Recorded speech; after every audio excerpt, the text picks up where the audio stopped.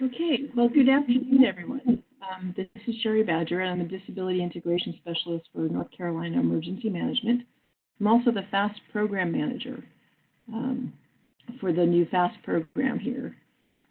Welcome to our very first quarterly sustainment training. The audience for this is current FAST members, people that are interested in FAST, and people that are just curious to know what the FAST program is. So everyone is welcome. Do you want to let you know that we're recording this to be used at later time for possible FAST members that come along in the future and can come back and use these as a resource. So welcome, everyone.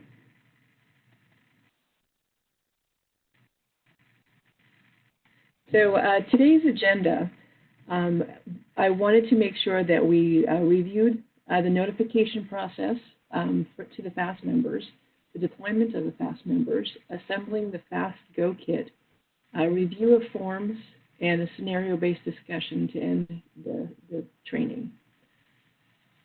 The purpose of putting this together today, or for this quarterly sustainment, was to make sure that we are all ready, those that are established FAST team members are ready to go as we're getting towards the peak of our hurricane season in the next couple of weeks. So hopefully we won't have to deploy this year, but if we do, then we will be ready to go. So the notification process. Some of you may have been part of the original or last month's notification test, but the notification process will start from the local emergency management. They will request to the regional emergency operations center, and if there is no FAST teams at the regional level available to come, and there's 3 regions across the state under emergency management.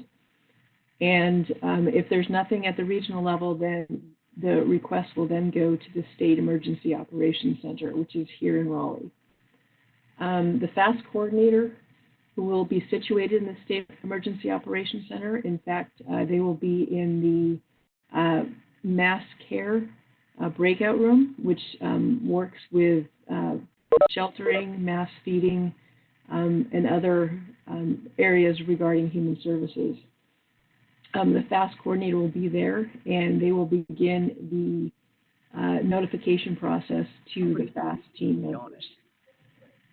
So all current deployable members will be notified through NC Terms team management system. So for those of you who've signed up already, you're familiar with what that is.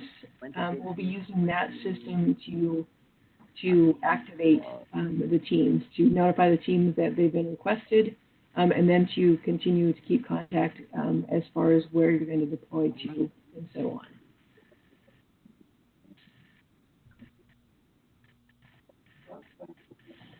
So the notification process, the NC Terms team management system, this is what it looks like from my end when I send out a notification to you all. So I wanted to make sure that you all could see what it looked like. This one is just a test. 3 FAST teams have been requested for shelters in New Hanover, Brunswick, and Onslow counties. Please let me know of your availability over the next week. So this will help us begin to put together our team rosters. Who's available, what their background and experience is, what social service discipline you have, and so on. Excuse me, if people aren't speaking, could you mute, please? That would be great. Getting some background noise. If you want to do this, we can go in. No, what do you want?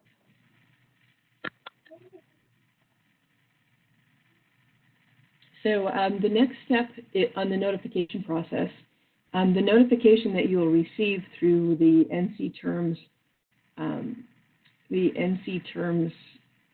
notification system, team management system, it will be in the form of a phone call, a text, and/or email And it just depends on the urgency of the situation. It costs money to send texts and phone calls. So we will generally be doing email if it's not an urgent situation. You will be getting your monthly test through email. And the first notification that you receive from us, from the FAST coordinator, will be or may put you on an on-call status. So if a hurricane we know is coming and it's 72 hours, 96 hours out, we may send out a notice to everyone saying, this is coming up, we're watching it, we may be requested, fastings may be requested, so we're putting you on standby and asking what your availability is. So the information that you will receive, the minimum that you will receive. Excuse me, Sherry, this is Joanne. I know you'd asked people to mute before, but there's really a lot of background noise going on. Okay. Let me try this. Is that better? Yeah, it sounds so far.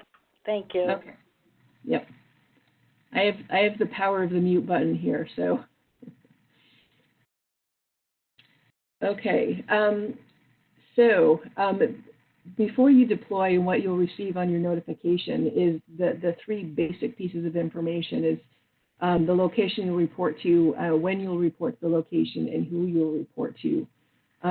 Because I know these, actually the first two are going to be integral to you being able to figure out if you're going to be available or not. If you're going to be deployed to the other side of the state, and if you need to deploy tomorrow, that might affect your decision on whether or not you're available to deploy on the FAST teams.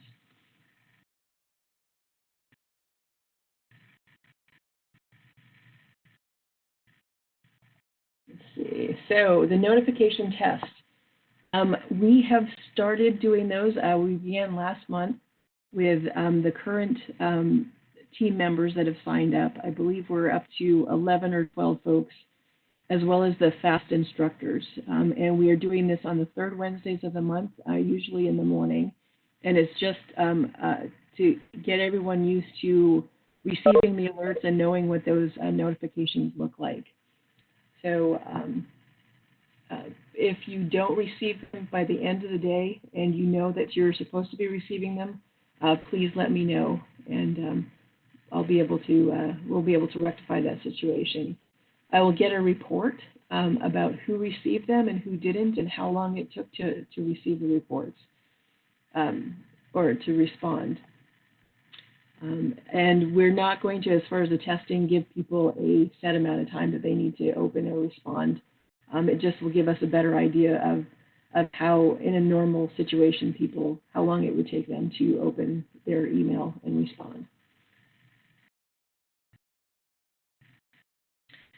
So you have agreed to be on the FAST team. You're available, and so now it is time for you to prepare for deployment. So what we're going to talk about next is the Personal Go Kit, FAST Go Kit, and making sure you've got clearance from the FAST coordinator. We have some instances in the past when we've asked or just put people on standby, they then think they're cleared to go, and it won't be until you're actually notified from the FAST coordinator that you are cleared to deploy, and where you will be meeting up with your fellow teammates, or where you're going to head off to the shelter or a rally point. And then also making sure that you get approval from your agency and or department. So you just don't not show up at work the next day because you're on the FAST team. So for those of you who have gone through the FAST training, these are some of the forms that we have. The deployment checklist will help you kind of walk through. One of the things that I found in the deployments that I've had in my career is that when I know that a deployment is coming up or that it's possible, I get really excited and anxious and want to make sure I don't forget anything, and want to call everyone and want to get things all settled So checklists really help to go through methodically and make sure you don't forget things. So this is a deployment checklist. You can use this as a guide, talking about packing your personal items,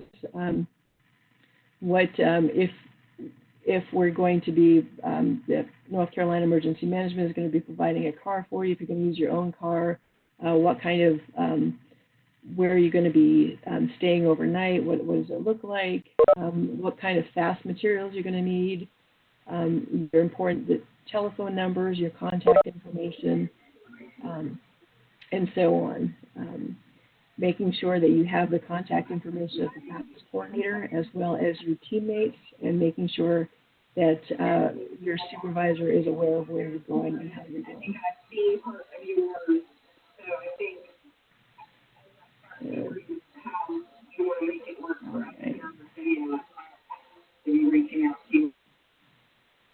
Okay. Yeah, let's see. So, as you've gone through there, so the personal go kit, and we'll talk about this. If you've never deployed before, sometimes you're unsure of exactly what you should be bringing. So one of the things that we like to go through is the personal go kit, your personal, like if you're going to be gone for 3 or 4 days, what are some things that you really need to have, and not knowing what the layout of the facility is going to be, where you're going to be staying, so making sure that you've got everything for all occasions. So that includes your favorite snacks and some water. Not sure, sometimes shelters are open and they don't necessarily have everything with them because it's an emergency shelter or opened up at the last minute. So bringing your own snacks and some water is helpful until those supplies come in. Cash and credit cards for any incidentals that might come up. Making sure that you do have cash available because in some situations the power is out and they're unable to take credit cards. So in those situations, having cash on hand is very helpful to get some supplies. Cell phone, of course, and a charger. Extension cord is always helpful because you may have your charger with you, and but it might be a long distance from the closest plug. So by having an extension cord or a surge protector, that might help wherever you're at. Make sure you have your contact phone numbers I mentioned earlier. Clothing. Make sure you've got changes of clothing, extra undergarments and so on. Seasonal gear. So if it's rainy season, making sure you've got umbrellas and rain gear. If it's the winter season, making sure you've got cold weather winter gear. Personal hygiene items, earplugs. You may end up staying in a shelter, so having earplugs or noise-canceling earphones might be helpful for getting some sleep. Remembering your medications, and then also I was reminded that sometimes you might want to bring extra entertainment, books, games, or cards, or video games that you have to just kind of take a break mentally from the work that you're doing. And then also to remember that you might be deployed to a shelter, sharing a shelter with other folks with not a lot of supplies just yet, or you might be staying in a hotel close to where you'll be working. So it runs the gamut in making sure you're prepared. If you're bringing your own car and you want to bring your own pillow and have extra spots, then please feel free to do that as well.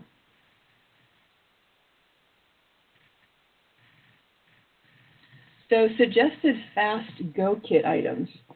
So for those of you who have gone to the training, we have a sample kit, and as you look at the slide, that's the file box, almost exactly the type of file box that we use for our fast sample kit. The forms that we're going to go through in a little bit, having hard copies of those, because you're never quite sure if you'll have access to a computer, and then even if you have access to a computer, the availability for printer, paper, power, etc. So making sure you have hard copies of the forms. Your identification badge and your Fast Vest are going to be two very important items to remember. Some locations, if you don't show up with either one of them, may not let you into the shelters. So it's going to be integral to the success of the FAST program for you to be able to identify as a FAST member. As well as the other things, making sure you've got your basic office supplies. Those are helpful as you're keeping notes and keeping records and filing and making sure you're passing on information to your replacements. It's just always easy to have extra supplies rather than chasing them down. Clipboard makes it easier as you're walking around, evaluating and assessing folks, to have a clipboard for writing purposes. Some other things that might be helpful as you're in the process of communicating with folks, magnifiers. We found that some of those magnifiers are helpful at the registration desk for folks that might not have glasses, or the registration form is in too small a print. Pocket talkers, these are sound amplifying devices, cost about $20, but it helps people that are hard of hearing able to understand. And in particular in the sheltering scenario where we have, where there's a lot of folks talking and a lot of background noise, sometimes these amplifiers are a godsend. Also making sure you have a laptop, bring a laptop if you have one, flash drives. We will be distributing flash drives to everyone with the copies of the forms and some other documents. But it's also a great tool to have if you want to print out some of this stuff. And then making sure you've got phone and computer chargers. One of the things that we have in our sample box is a portable charger, and able to use that and have that available in case there's no electrical outlets. Also having a professional phone number list. We're going to talk about this in training, but one of the biggest things that you bring as a FAST member to the team is your resources, the folks that you work with on a daily basis, the people that you connect with that know about various services for a variety of different services for people with access and functional needs or people with disabilities. So you might have your favorite durable medical equipment provider that you know is open on the weekends, and you can assist by having those numbers and being able to get durable medical supplies to the shelters because of those contacts. And then, of course, spare batteries. For anything that we have electrical, and having spare batteries. There, we might even want to put a couple of hearing aid batteries in there, because that's one of the things that always seems to be asked for in the shelters, are the hearing aid batteries. So, any questions so far? Like I've mentioned, this is my first time doing this, and I usually get a lot of energy from the folks that are in my audience, but it's kind of hard talking just to a computer. So,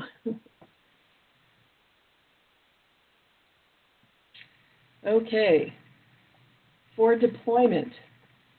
One of the things that the FAST program work group put together was a activation deployment standard operating guideline. So this is a form, this 3-page guideline, and here's a picture of what that looks like, is in the form section if you've taken the training. If not, it is available and I can send that out.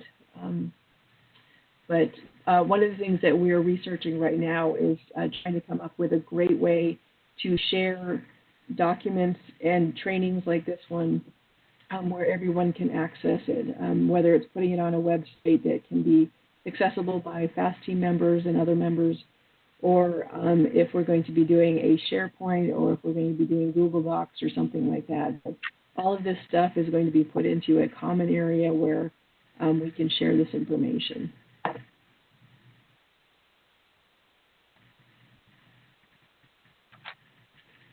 So are there any questions about the deployment part of it? You know, let me just back up again. So as far as the deployment, we will, at the FAST coordinator level, we will be given all of the, as much information as they have, the locations of the shelters. We will then take a look at the people that responded with their availability, and we'll start putting the teams together.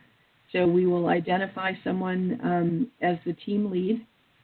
At this point in time, because we're beginning our FAST program and don't have a plethora of team members, the teams will probably consist of 2 people.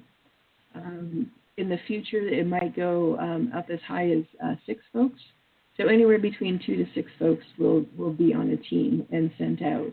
You may end up going to one shelter and staying there and kind of being there to see the people come and go, and as they're staying there, and if their needs come up, the 3rd day of someone's stay or the 5th day of someone's stay, that you'll be there and being able to recognize that. Or you may be assigned to go around to a variety of different shelters. If we had this program up and running during Florence, that's probably what we would have done because of the number of shelters that were out there, and then the limited number of members, trained members. So you would have been rotating. So what the FAST coordinator would do is look at the areas that the FAST was requested, and then send folks out and what their schedule would be and the different places that they would need to go and visit. So all of this is keeping in close contact and information sharing with the FAST coordinator at the State Emergency Operations Center. So what we would be doing is making sure that you are getting to where you're getting to, that you've arrived safely. It is our responsibility as the FAST coordinator in the State Emergency Operations Center to make sure we know where you're at as you're being deployed, while you're being deployed, and up until the time you walk through your home at the end of your deployment. So we'll be keeping in contact with you all through your team leader on a daily basis. Your deployment, you will be asked to report to either a shelter or a staging area where you will meet your team members. And at that point, the team lead will take over and will start working with a shelter manager, and you'll start setting up your station to start your work out of.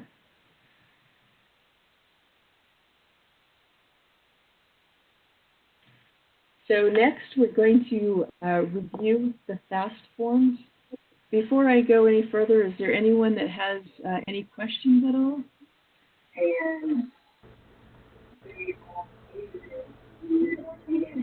Any questions? And feel free to ask.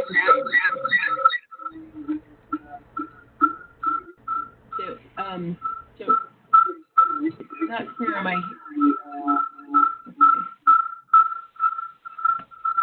Okay. Yes. All right. So no questions? We do have the chat open, so if there's anyone that would like to ask a question through chat, feel free to do that. Please be patient as I'm trying to figure out all these knobbies and buttons. All right. So in the forms section during the training, I think we shared like 18 or 20 different forms, and really they're not truly forms. All of them are forms. They're just documents to assist.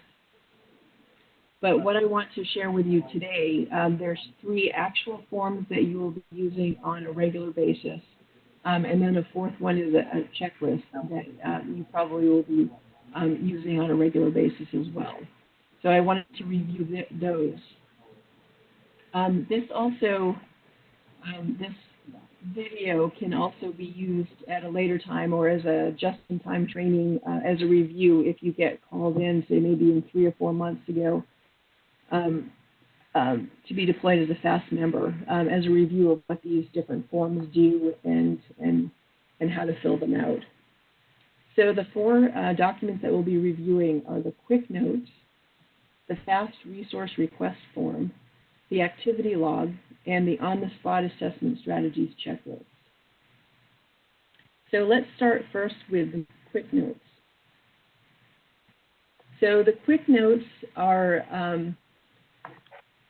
the way that you keep track of the people that you come in contact with.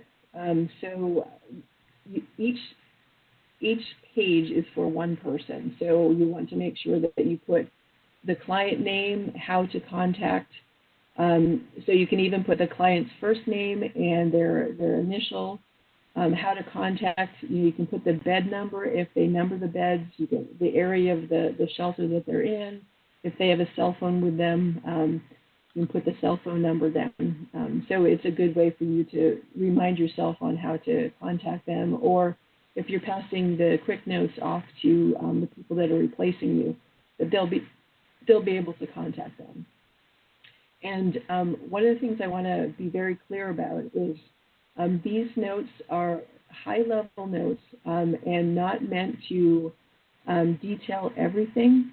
We want to be very cautious about any HIPAA or personal identifying information that is put on these, because as soon as you start putting medical information, diagnosis information, getting really into detail about anything medical, then we're kind of we're then pushed into another arena of how we keep these notes locked up and secure, and reporting mechanisms and all of that stuff. So these are more to identify the needs of the person in front of you that you're talking to, what the plan is to get the resources to address the needs, and then what the outcome is.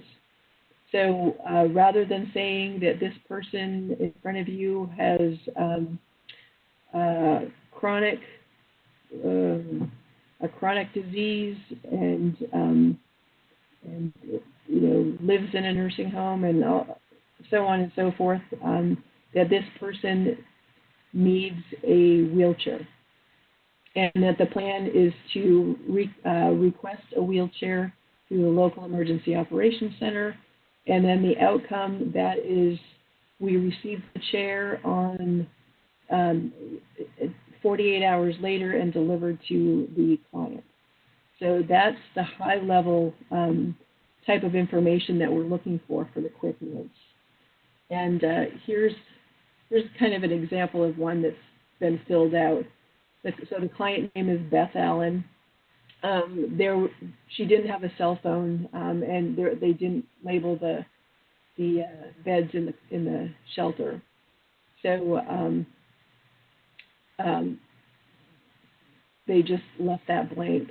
So it happened. So you can see that they didn't necessarily put the time in, but they did put the date. And the needs, seeing eye dog, and you can tell how old this form is because they use the term seeing eye dog. But food kibble for the dog and a cot for the client.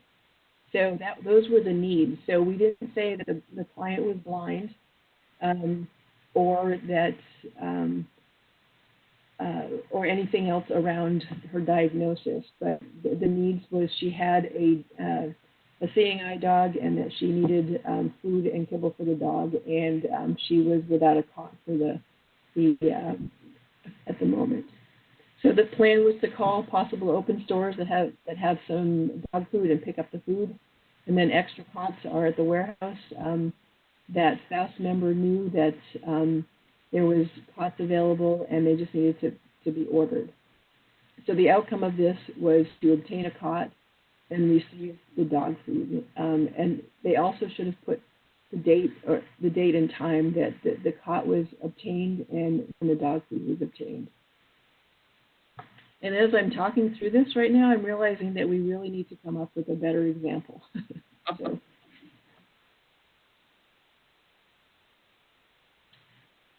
So before we talk about the FAST resource request form, anyone have any questions about the FAST nodes?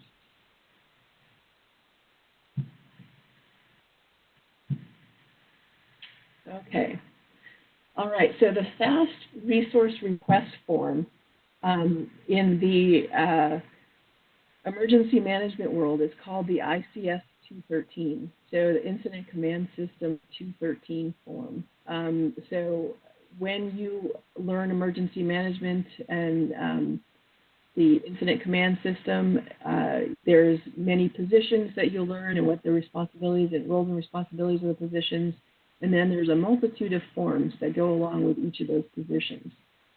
So one of the things that we wanted to do with FAST is making sure that we as FAST members are successfully communicating in the way that emergency managers understand. So we'll get the resources that we need and the services that we need.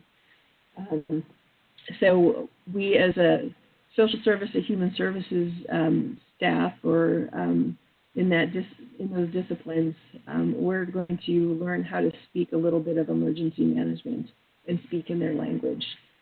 So I want to go through, and we just kind of passed over this quickly when we were in the FAST training, but I wanted to go a little bit more in detail. So why this is called a FAST resource request form and not just a resource request form was because we added some more clarifying requests for information in it. So for instance, if you look down to section 7 where it says message or item info, the A, B, C, and D underneath that is not in the true ICS 213 section 7. We wanted to make sure that it was easy, and it prompted each of the FAST members to really understand what needed to go into the message portion of the resource request form. So as we go through box number 1, incident name, if you happen to know that it's Hurricane Florence, that's great. If it hasn't been named yet, don't worry about it. 2, the name and the position, this is going to be who the request is going to. And that would be, in all cases, it would be the shelter manager. So we, as a FAST team, are going to fill out this request form, give it to the FAST lead, and the FAST lead will take it to the shelter manager. So we are requesting, say we need a bariatric cot. So to shelter manager, as well as putting their phone number in, if you have that as a contact name and number. That's very helpful. The requester's information. So this would be your information as a FAST team member. So you put your name in, name, so Sherry Badger, position, FAST member. The shelter name, and you can either, if it's a school, you can put the name of the school, and then the contact information, so your contact information. And think of this as, ordering something off of Amazon. You want to have whatever you are asking for to come back to you, unless you decide to send it to someone else, which we'll get down to in a little bit. So contact information most likely will be your cell phone number. Subject, in that, if we're requesting a bariatric cot, you would say bariatric cot for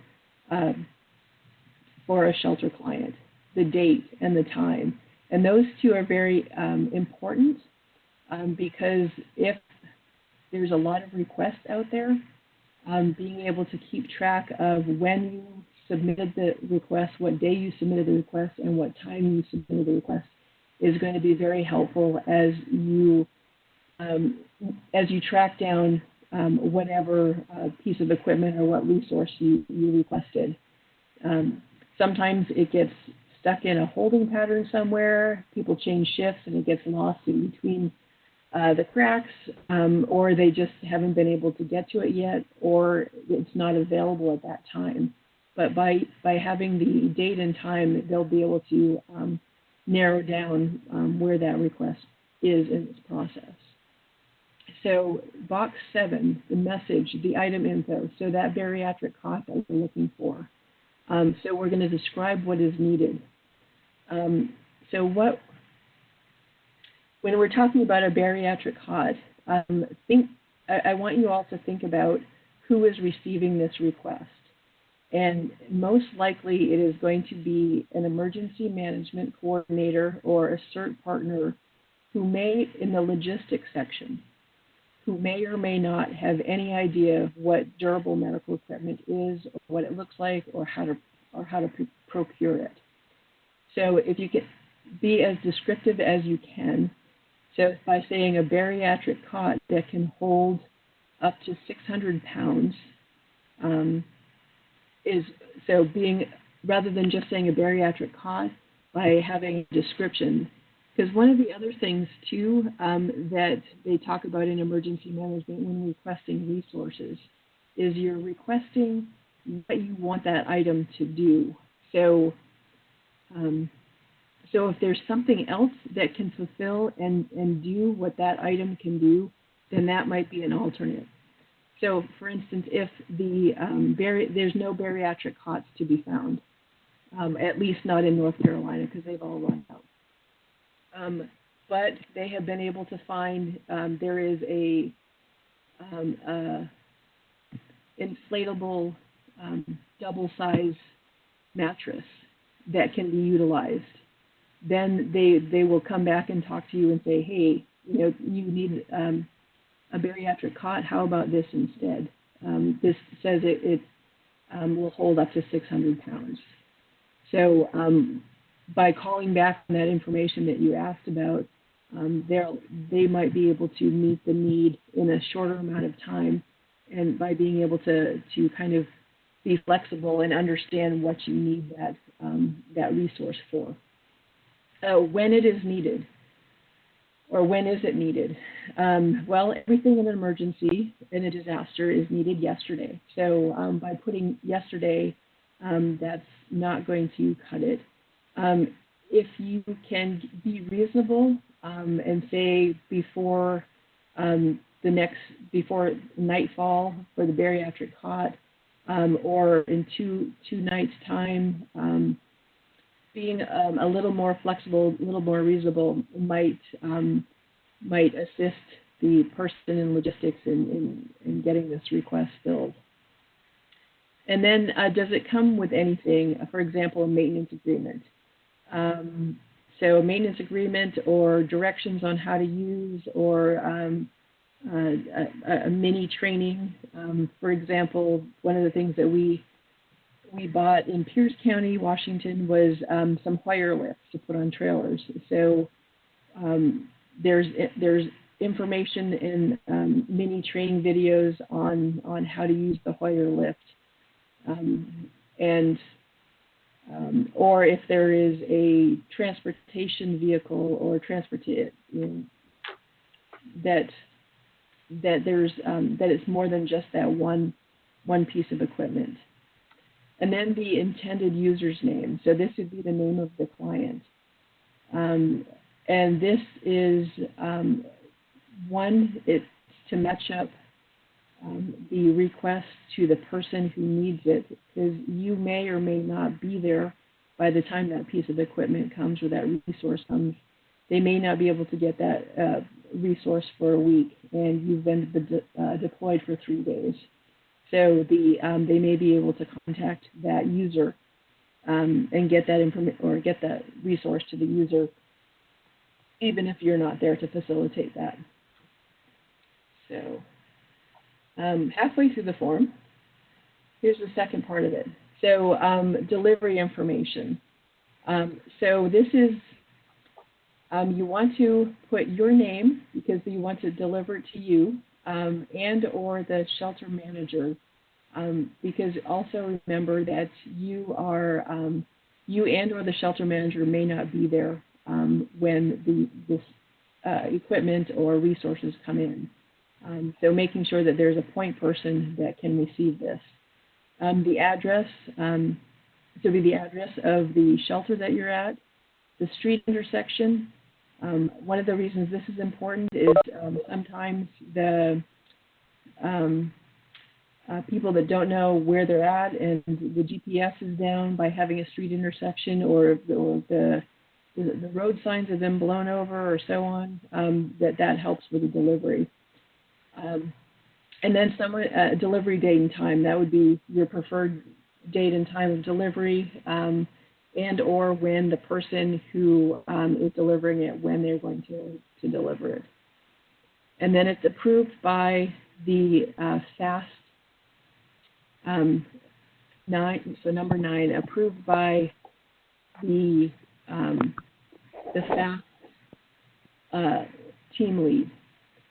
So you would give this, as a FAST member, give this to your FAST team lead, and they would put their name and signature and then their position and title. They would then give this well, first of all, they would take a picture of this, scan this, so they've got a copy of it. And then they would give this to the team lead. The team lead would then give to the shelter manager. The box 10, it says reply. So this is what the reply would be. So logistics would look at this form and say, okay, we have located the bariatric cot. We have secured it. We have purchased it. It will be delivered tomorrow by 3 o'clock. And so the person in logistics will sign number 11, replied by their name and then their signature. And then that is a complete FAST resource request form. Making sure that you keep a copy, and you may want to, if they do give you a copy of this at the end with a reply on it, to make sure you have a copy of that as well. So scan that or take a picture of that. So we're matching up the request with the response and the fulfillment of that request. This form would also be where you would make sure that as people are getting reimbursed for providing these services and resources to the shelters, they'll need to prove that these things were truly requested and that they were delivered. So that is something that you'll have these as documentation for that. Another suggested best practice is when the person receives the resource or supplies, that they either sign this 213 as received, or they can sign the quick form. So by signing that, they acknowledge that they've received this equipment or this resource. So any questions so far? Okay, great. I know forms are a little bit dry, but I want to make sure that everyone understands the purpose behind why we're doing each of these forms and what each of the pieces of information is for. So the activity log, this is the third form that you'll be filling out, and this is called ICS 214, or the 214 log form. And this is basically a daily log of what you are doing in the shelter. And that can be high level. I'm not one that likes to write down everything, but for folks that are used to documenting people that they see, places they go, actions that they take, this is something that will assist you in that. And putting an incident name at the top, that's optional. Operational period. So that is just this particular log covers this date to this date from this time to that time. Your name, your ICS position. ICS position would be FAST member. And then you can if you want to put Number 5, your home agency, so that would be your employer. Resources assigned, you can skip that portion of it.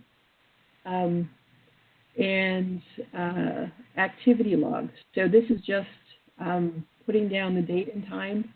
You can either keep 1 page per day or 1 page for your activation. And if you need a second page for the activation, then that's fine as well. This also will help you at a later date and time to recall incidences that happened as we were doing our hot wash or after action review, where you make suggestions and changes. So it'll just give you it'll be a reminder for you for that. Also, if there's any incidents that happen, that you make sure that these are noted as well. So we have a record of what happened, what was done about that, and so on. And then at the bottom in Section 8, prepared by you, signed by you, what your position, what the date and time was when you finished this report. So here's an example of one that is filled out. This was filled out in reference to an activity log of a FAST training. So, so you can see the incident name of the FAST training, when they held the FAST training, who this activity log is for. The resources assigned, she chose to add the other instructors to this list. And you're more than welcome to do that if you feel comfortable or you want to put the other team members, FAST team members' names, then that's fine as well. And then the activity log, arriving at class, beginning to teach Unit 1, taking a break. You can be this detailed, or you can say, had a break for lunch, evaluated 5 people, please see FAST quick notes, etc.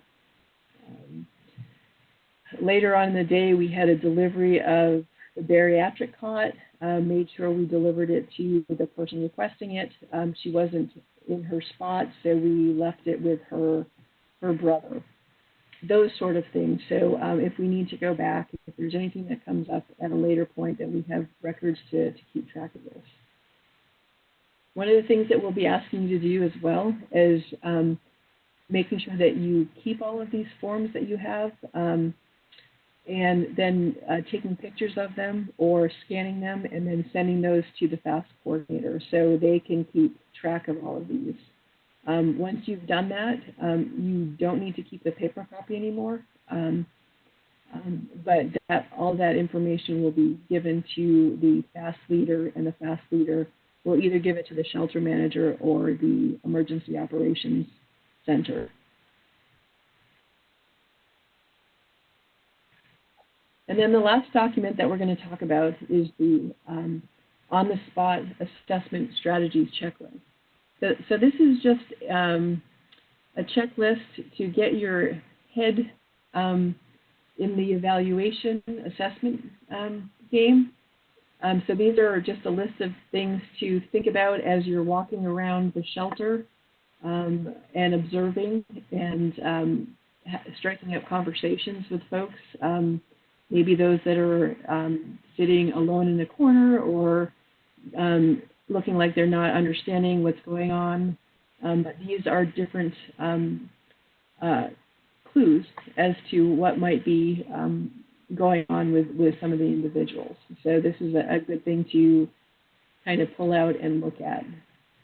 So that's all in your forms section of your training curriculum. So, all right. Any questions at all as we move to the scenario-based discussion portion of our training?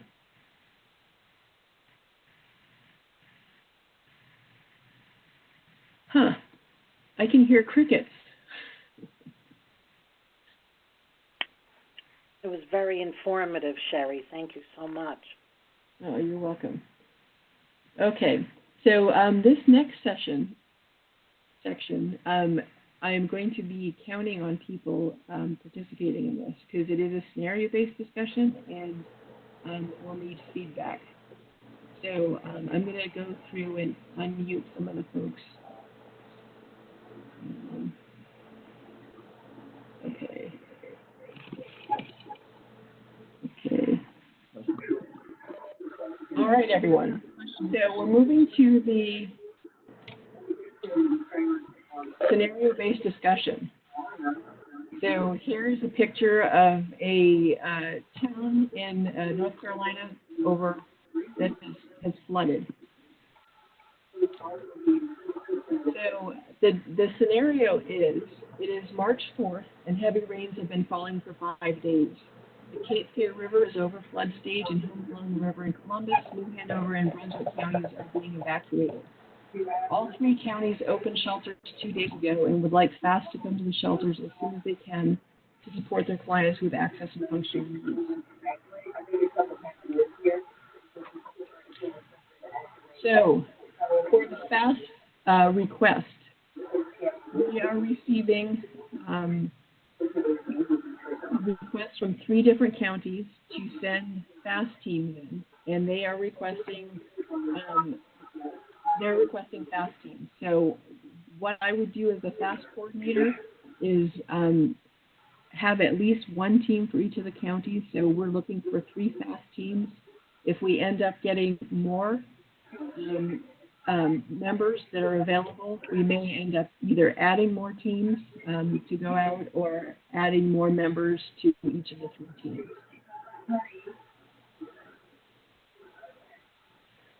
So the FAST notification, I would then put together the notification that would let everyone know, and anyone who is met the basic requirements to be FAST team members would be receiving this notification. Can anyone tell me how you would be receiving this notification?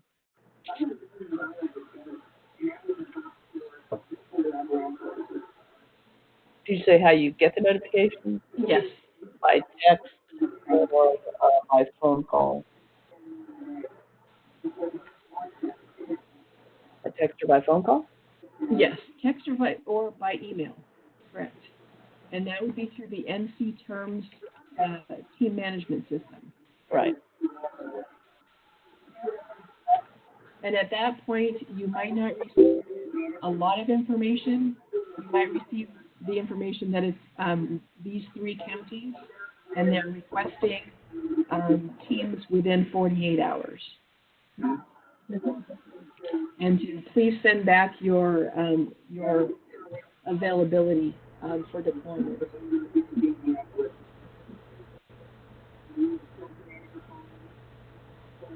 So the deployment of a team member. Can someone tell me what you would do once you have decided that you are able to deploy?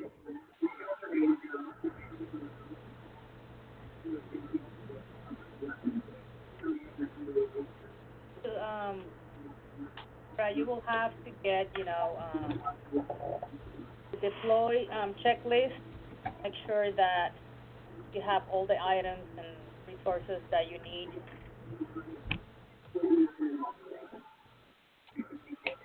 I would add to that, grabbing your personal go kit and your FAST kit. Great. Who do you have to notify? Your employer. Correct. And then also wait for the actual go ahead from the FAST coordinator. I will be busy putting those teams together, and at that point you'll know which county that you're going to and who your team members are, and when you should be deploying, and who your contact name is at the shelter or staging area that you'll be going to.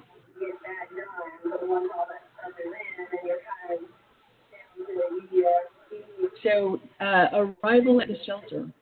So, what is the first thing that you're going to do when you get to the shelter?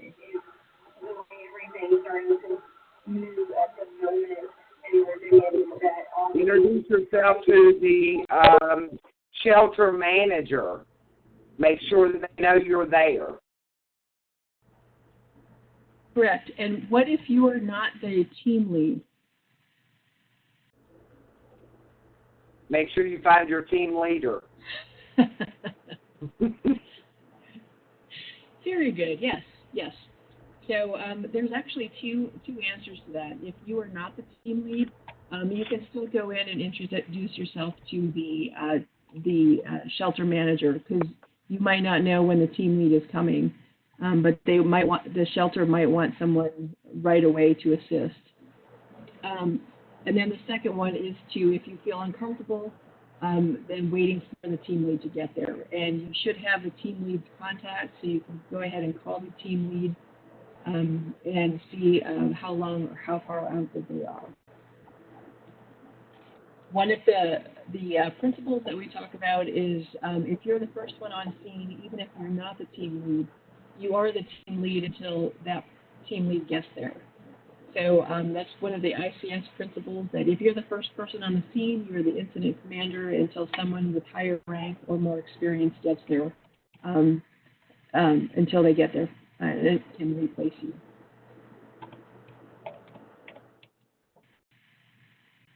So you've now arrived at the shelter and your whole team is there. You've got a team of 3.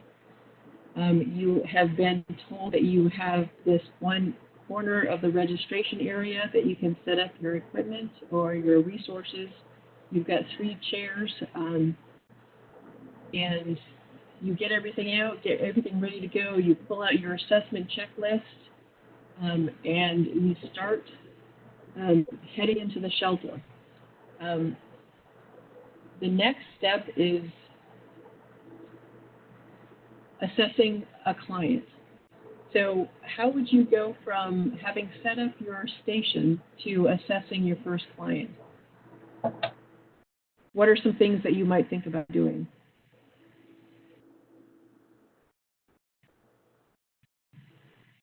Well, first of all, you have to show the identification of who you are and probably use the fast pre-notes form so you can start getting information from the person and what are the needs that the individual needs, and making sure that each person have, when you take notes, to have 1 page per person. Great, great. One thing that you might want to do when you first get there is talk to, or have the your fast lead talk to the shelter manager and see if they have any documentation on people that have self-identified as people with access and functional needs or people with disabilities. That is part of the shelter registration process. And in some shelters, they're able to share that information with you. In some, they may be able to share that information with you verbally and help to identify some folks that you might want to focus on first. The other thing that you might want to do is just take a walk around, acclimate yourself to the shelter, and just start looking and observing. Because one of the things about shelters is it's not a normal situation. Shelters are not normal. So how people are acting is probably not going to be a normal situation. So being able to know what the shelter normal is versus regular normal, and then being able to then go in and just start having conversations with people as well. So how might one person start a conversation with a client that looks like they might have some needs?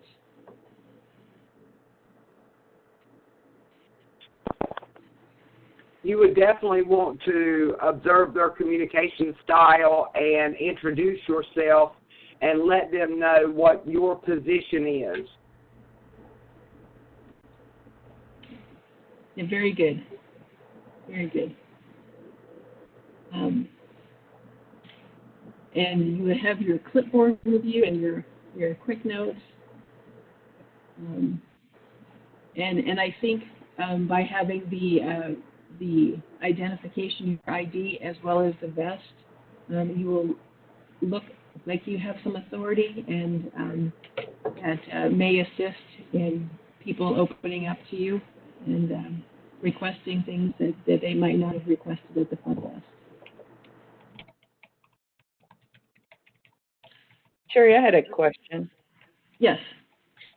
I've never done this before. So if you're with like an elderly person, often there's an advocate for that elderly person. It might be a daughter, it might be a son, or whatever. Do you go ahead and take down information even if the person is not physically in front of you? If they say, yeah, she's over there in the wheelchair, or do you, like, if they're disabled, do they have to like be physically in front of you? Do you have part of your team maybe go around the shelter to people who don't look like they can actually walk or get up close? And that's a good question.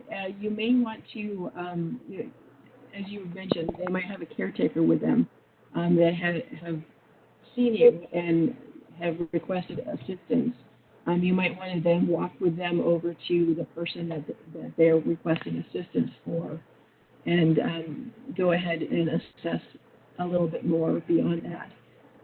I think making sure that you have your eyes on the person that is requesting, or someone is requesting services for, is going to be helpful, because you might identify some things that they're not requesting just yet.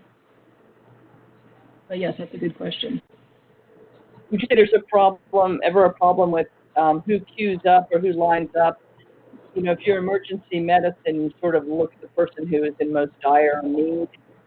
But, you know, as someone walking in, do you just say, well, I'll take the first person in line, or do you make an assessment about, no, this person over here looks like they need more help right now? Well, one of the things that we're focused on is more of the disability and the access and functional needs concerns versus the medical needs. Right. I get that. I was just saying. Yeah, so if there is anything that is more, or someone is at higher risk, that they might want to go to the health services, whether it's the Red Cross nurse or whether it's the public health nurse. So I think what you're asking is whether you triage people with access and functional needs. Right. Yes. So we actually haven't really come across that yet, mostly because we've been there and observing and looking and identifying people that might not self-disclose right away. Okay. So it's rather than people lining up, I've not noticed that versus really trying to dig in and identify needs that are unmet that might not be identified right away. Thank you. Mm-hmm. Okay, we're coming to the close of this. Is there any questions about the process? Do people feel comfortable of being what the process would be for requesting, being requested, being notified, deploying, what you might do when you get to the shelter? And then, of course, the forms, the exciting forms. There's always paperwork.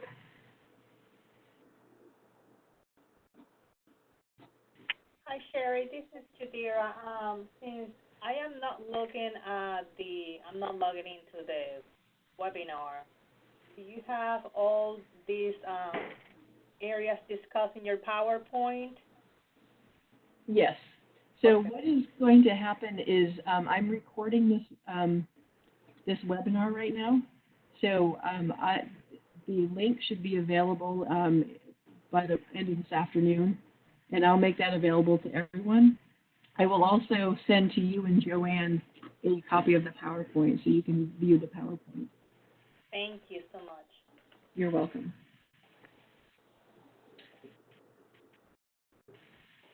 Okay. Questions? Anyone on chat? Okay. Hey, I did have a question. I messaged. Yes, Nina. I received that chat. How much time do you have to respond to the request? That is a very good question. Some of the requests are going to be easy to fill. You might even have some of those resources right on site. It might be at a church, or the shelter might be in a church, or it might be at a school, and they've got a supply closet on site that has some wheelchairs in it, or walkers, or something like that. Or there might be a trailer that's out back that has been brought in that you can access the supplies right away. There's some other things that might be more difficult to acquire right away, or they've been requested by so many people that they don't have any left, and they might have to go to another city or another state to get some of the supplies. So the most important part is letting the person know that who has requested or who needs the resources that you're continuing to work on it. So if it's been 48 hours and the supplies or resources haven't come in, that you connect with the person who requested, or that you connect with the shelter manager, ask if they can follow up with where it is, how long it might be, and it's making sure that the person who needs the supplies or resources knows that you're continuing to work on it and you haven't forgotten about them. Because the other part about all of this is it's during a disaster, and we can't promise anything. We can't even promise that we'll get them what they need by the time they leave the shelter. All we can promise is that we're going to work on it. But as far as the response to get the FAST team, how long do we have to respond to the request for a FAST member? Oh, that was the question. Yeah, I'm sorry, I just let you go. That's okay. So how much time do you have to respond to the request, the FAST request? That's a very good question.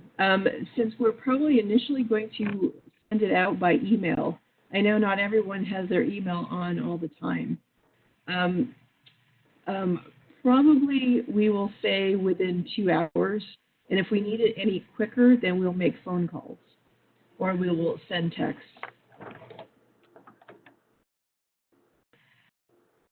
The other thing, if we realize, because I'm able to see if I send you an email and you haven't opened it yet, that I might just pick up the phone or text you individually. So we're looking for as many people as we can that are qualified to come in, and we're not looking to exclude anyone.